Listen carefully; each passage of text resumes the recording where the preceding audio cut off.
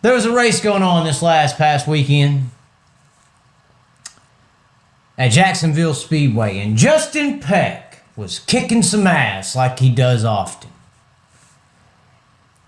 He was leading a lot, and then he got, had a bad restart at the end, and guys got around him, and Rico went on to win.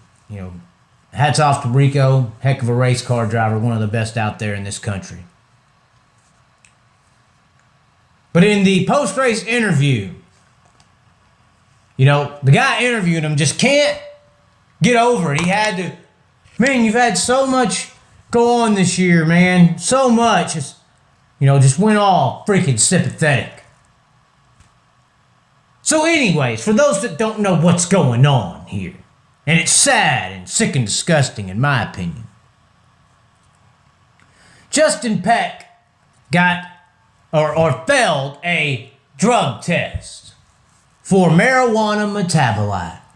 And here recently another guy did, Chris Martin. Now what is marijuana metabolite? Everybody knows about this marijuana. Everybody knows about it. But what is this marijuana metabolite? Well, marijuana metabolite's the damn answer of what it is. For crying out loud. So anyways, I want to start this off by saying I do not condone marijuana usage. I do not think that people should be getting into race cars high or drunk or on any type of alcohol or marijuana or opioid or amphetamine. Here's the deal. He failed marijuana metabolite, which is THC, which stores in your fat cells. So you can test positive for THC up to 90 days after usage.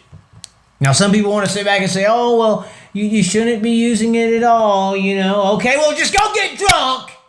Go bang down a door in a restroom at a hotel and start getting people to sign it when you walk in. Because that's something one of the biggest names in racing does. So, you can do that. That's perfectly fine to get, shit-faced drunk like a bum. But it's horrifying. Oh my God, he went out with his buddies the other day on the side of a lake somewhere and toked it up with the hippies out there and the reefer madness with their devil's lettuce. Oh my God. Are they out there with the damn pentagram or something doing some animal sacrifices as well? What the hell's going on? Amphetamines, opioids, alcohol is in and out of your system within a week's time. A week's time. THC stores in your fat cells. So for those who want to research the history of the world and understand the history of marijuana usage and how, up until about 100 years ago, nobody gave two shits. They actually used it for more than just smoking. And you know what they used it for thousands of years in human history? Food. Food. Not your junk foods that you eat, but food to survive and live. Now, why might, once marijuana is into the system, your system keeps it? Well, maybe because for thousands of years, that's what you did as a human being with the marijuana or hemp plant. You actually used to be able to get thrown in jail if you didn't grow marijuana in America. You don't know? Oh, okay. That's fun.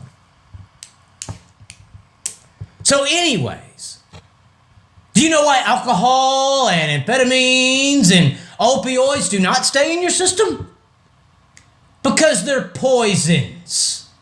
They're not supposed to be in your damn system. So your system rejects them and gets rid of them.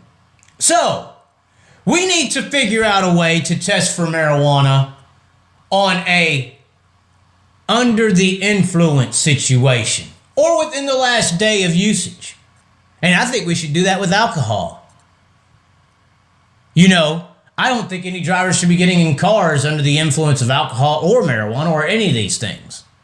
So this is a real big issue in the world. And especially in this motorsport situation, Justin Peck should not be blackballed like some people are saying he should be. And for most of you people out there, this marijuana situation, you would probably be on Justin Peck's side if it wasn't for a certain person getting killed and then the scapegoat was under the influence of marijuana. That's what made him run out onto the racetrack.